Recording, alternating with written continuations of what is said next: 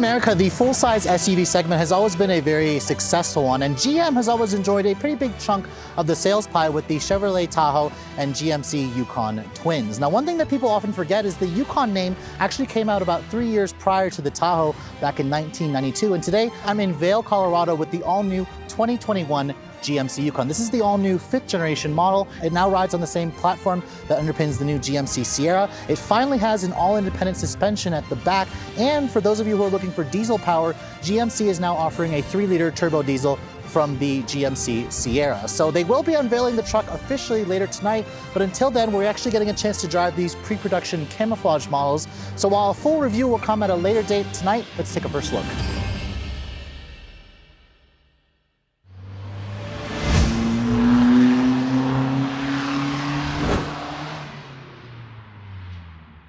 So GMC has finally taken the wraps off of the all-new 2021 Yukon. And this particular one that I'm showing you here is actually the Yukon XL, so the extra long version. It's the GMC version of the Suburban. The Denali version has its own unique front fascia. Now, of course, when you think of Denali, I immediately think of a Yukon. This was the car that essentially started the Denali sub-brand back in 1999. You can see that the front fascia of the all-new 5th generation has a look that is very much a family resemblance to the Sierra, which I think is a good thing. This is one handsome-looking front fascia. If you guys look at the AT4, it has its own black finish grille. This one here with the Denali has the chrome satin look. These full LED headlights have the signature C-shape LED. You have an LED low and high beam, LED turn signals, LED fog lights, more of that silver trim.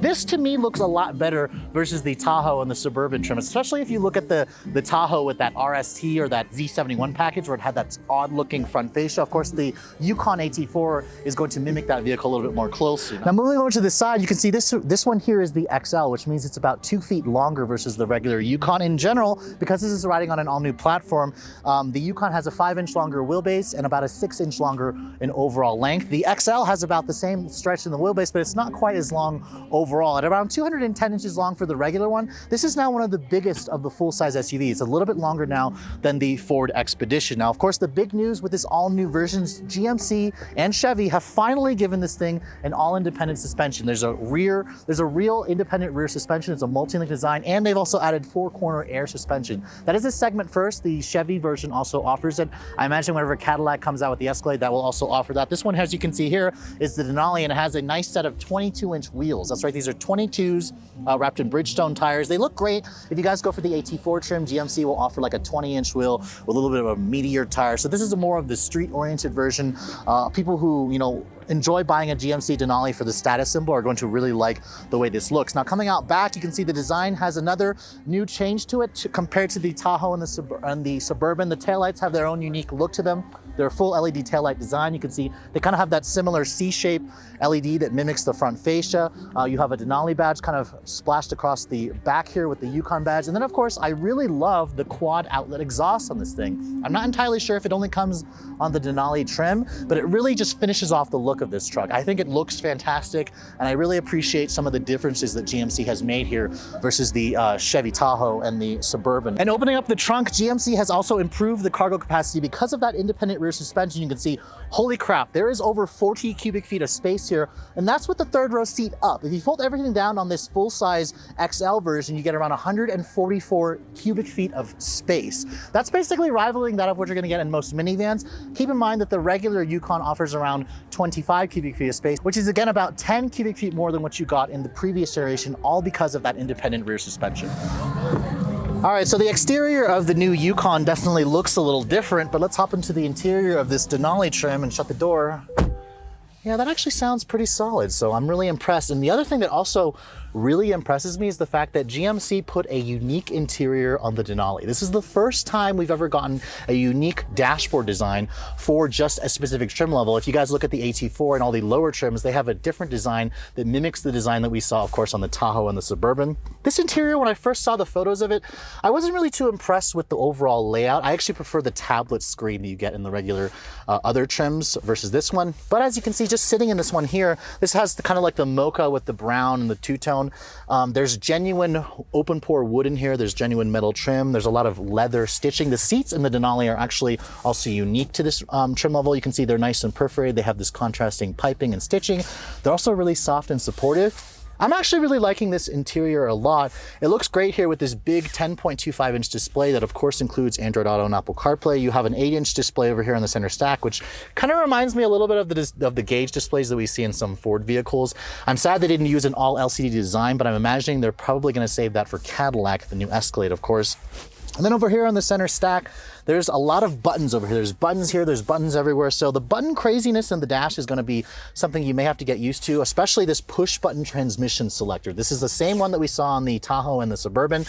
Drive and reverse, you have to actually pull up, which is interesting. And I'm pushing, instead of pushing for park, neutral, and for L you have to push buttons, but you have to pull up for drive and reverse. I'll talk about that later on during the drive portion whenever I actually drive this car. Now in terms of the materials, you can see there's genuine stitching here on the dash. It's soft padded, more stitching over here, like real wood. I really like the way everything kind of fits together cohesively in here, although I do kind of wish that GMC made this screen here a little bit larger. Like what if they just got rid of this push button transmission selector here and just gave us a 12-inch display? I think that actually would look better, because this right here is taking up some real estate in the dash that I just don't think needs to be there. Maybe they could have just kept the column shifter or put the shifter down here. The new feature with the Denali trim that's exclusive to GMC is this power sliding second row console here, which this console has the ability to move back about 10 inches, which allows the rear seat passengers to have access to it, and it also gives you a storage area for your purse. It's also lockable over here. That's a new segment exclusive feature.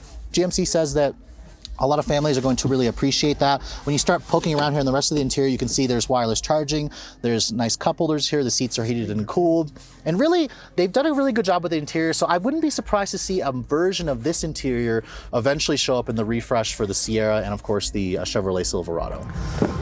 Now hopping into the second row of this Yukon XL Denali, you can see it's also a really nice place to spend time, because GMC again has added far more interior space here because they were able to lower the floor a few inches because of that independent rear suspension, and they essentially gave it all in the second and especially the third row, where there's about 10 inches more legroom back there, so it can finally fit full-size adults, which I'll get back there in just a moment. This Denali version here has these massive 12.6-inch displays, 2 of them that are mounted here to the headrest, which allows the displays to be viewed from also the third row. You can basically watch movies here, you can go to the navigation, listen to music.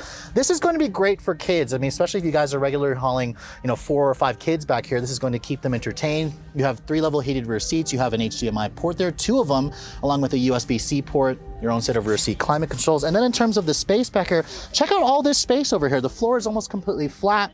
There's a nice pass-through over here.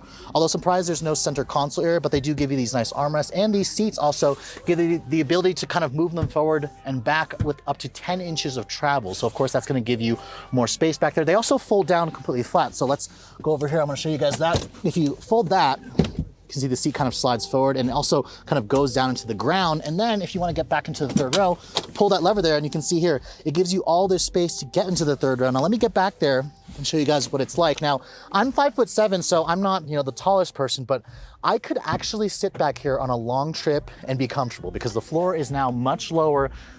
There's giving you about 37 inches of legroom on the XL, about 34 inches of legroom when you guys go for the regular Yukon. I mean, this is now enough space to actually fit full-size adults. There was a time where if you wanted, the Traverse, that was the one that actually gave you the actual space in the third row. But now the Suburban and the Yukon XL is going to give you that space. And you can see here, you can fit 3 across. So you can theoretically sit up to 8 people in this car if you guys don't go for the captain's chairs in the second row. Now, because this is based off of the new Sierra pickup truck, when you lift up the hood of the new Yukon, the powertrains are going to mirror that truck. The base engine will be a 5.3-liter naturally aspirated V8 with direct injection and variable cylinder management and variable valve timing. That makes 355 horsepower. The Denalis will come standard with the engine that has the most power in the segment. That's what GMC says. It's a 6.2-liter naturally aspirated V8 with direct injection and, of course, cylinder deactivation, variable valve timing. It makes 420 horsepower, 460 pound-feet of torque. Now, the new interesting addition is the 3-liter Duramax diesel. It's a turbocharged inline 6 that we first saw and drove in the Sierra, and that makes 277 horsepower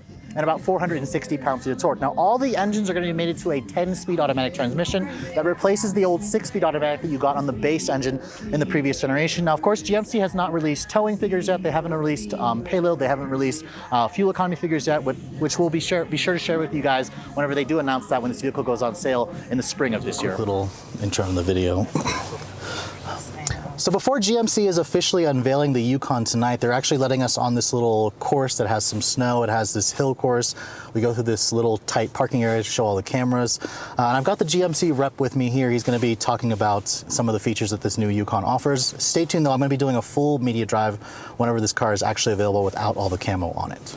So the first part, we're doing the split-co launches. So you're going to put your left wheels where you see the dry pavement, or the wet pavement, I should say, and then the right on the ice there. And this is to test the four-wheel drive traction. Yeah, this is the four-wheel drive, the traction, right? The active response system, different situations, right? We have the chassis controls as well as the electronic limited slip differential working for you. The limited slip differential, even torque on both sides. So even though one's on ice and would usually spin up and you couldn't go anywhere, this allows you to drive forward. So right now we're on the left side, it's pavement. High traction, and the right side is ice. So the car's four-wheel drive system will be able to figure out where to put power. In the differential, yep. Okay.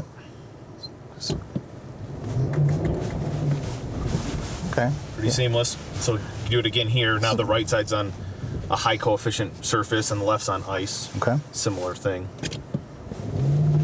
Oh yeah, there's like... So all the torque transfer you need and get you out of the situation. Okay, and these are just the standard tires that you have on the car, These are standard tires. Okay, so these aren't winter. Denali, the 22-inch tire. Okay, very cool. I mean, that was very effortless, so...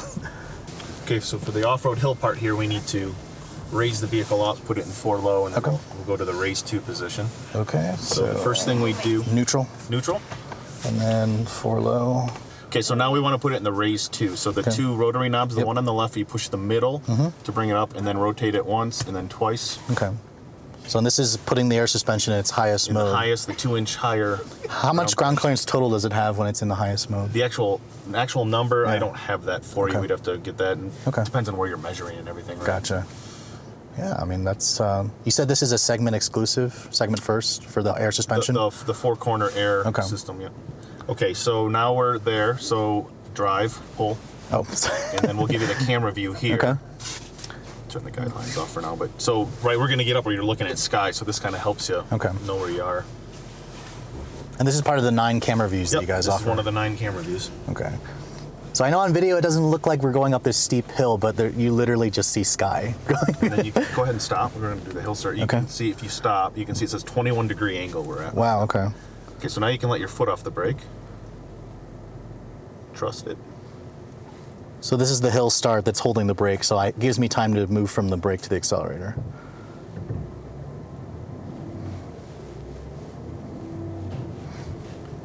Yeah, thank God for those cameras. They're very handy.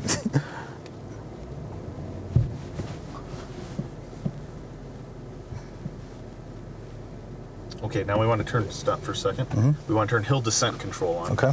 So a little bit higher, there's the button, looks like a truck going down a hill. Yep. Green light's on. Go ahead and brake over. Just trying to, there's a little flap here so I can adjust the temperature. Gonna hold it. There, it tells you it's active, so right now it's set at 1 mile an hour. So you let your foot off at the brake, it's gonna take you down the hill at 1 mile an hour. So this is kind of like an off-road cruise control, basically. Yep.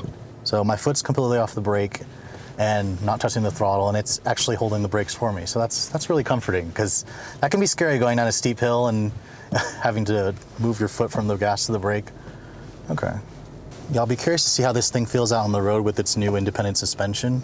It definitely still feels like a Yukon driving this one, but I'm noticing that it doesn't bounce as much, so the ride definitely is a little bit softer than before. Okay, so we're still in a raised ride height mode. If you went forward now, you'd hit that the bar simulating if you're going in a garage or parking ramp area. So you need to bring the menu up to bring it back to its normal ground clearance. And there you go, you let go.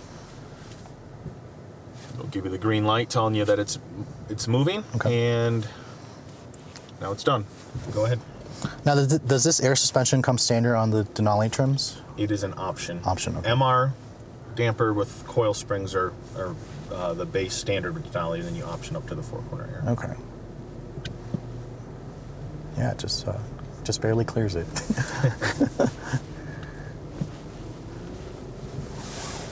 And again, on snow surface here, turning, accelerating, no traction issues. Yeah. Old ABS chassis controls all the braking and noises and everything. Here it's nice and seamless. It's very seamless, solid, smooth. Like, there's nothing to worry about, really. So that's why people love 4-wheel drive, right? Yep. Cool. Thank you so much. Yep.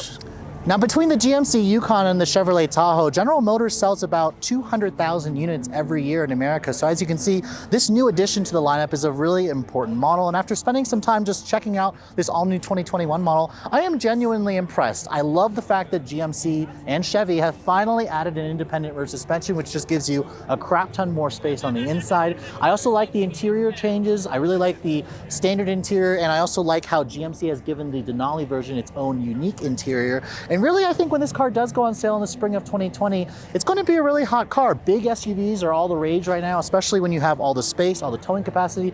The diesel engine is also going to be an interesting addition because even though we don't have fuel economy figures yet, GMC is saying that this should get the top fuel economy in the large 3-row full-size SUV segment. Now, of course, pricing has not yet been announced for this truck, but the current one starts at around $50,900. It's about $1,500 more than the regular Tahoe and the Chevy twins, basically. I'm imagining this is going to be more expensive. I wouldn't be surprised to see a fully loaded truck like this particular one here to be well over $70,000 when it does go on sale. But with all that said, I hope you guys have enjoyed my first look video in this very chilly area of Vail, Colorado on the 2021 GMC Yukon. If you guys are also looking to see the latest cars I'm testing, be sure to follow me on Instagram at Redline_reviews, like us on Facebook. And as always, guys, please keep subscribing to the Redline Reviews YouTube channel for all the latest reviews. Thank you so much for watching. I'll catch you all in the next video.